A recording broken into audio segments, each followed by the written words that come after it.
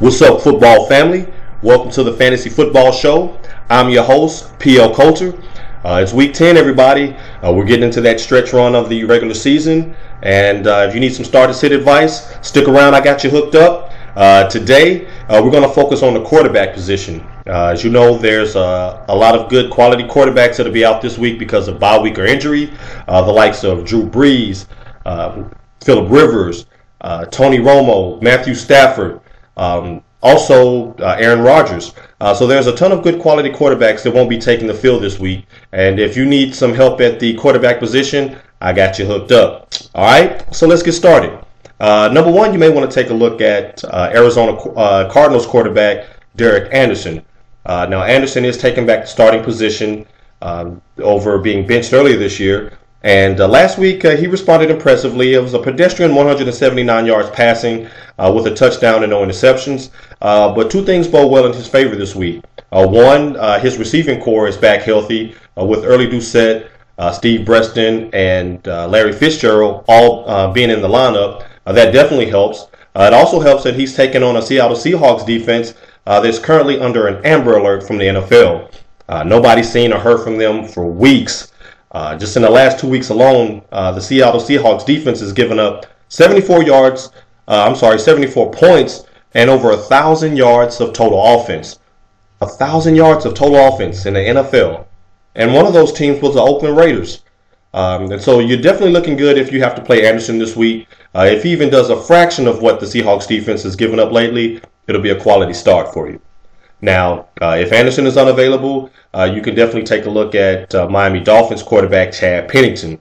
Now, Pennington, just like Anderson, is also claiming back a starting role that he lost to Chad Henne. Now, Pennington doesn't have the rifle arm of Henne, but he is more consistent and he's a lot more conservative, which means that he'll cut down on those turnovers for you. And let's not mistake the fact that he still has some weapons as well. Pennington will have at his disposal this weekend Brandon Marshall. He'll have Devon Best, who's been solid. He'll still have his tight end Anthony Fasano and two good receiving running backs in Ronnie Brown and Ricky Williams. And so he'll have the weapons on the outside to help him have a productive day as well. They'll be taking on a Tennessee Titans defense that, for all of their improvement, they're still 23rd in the league against the pass. So definitely a solid reach play as well. Now, if both of those guys are unavailable, you can take a desperation flyer out on David Garrard. I know Garrard, who's the quarterback of the Jacksonville Jaguars, is basically consistently being known as being inconsistent. He's basically a box of chocolates. Week to week, you never really know what you're going to get. When they win, he has a quarterback rating of over 135. When they lose, his quarterback rating is less than 45.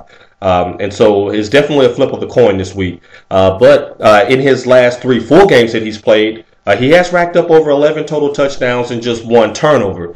It also helps this week that he's taken on a Houston Texans defense that's just dead last.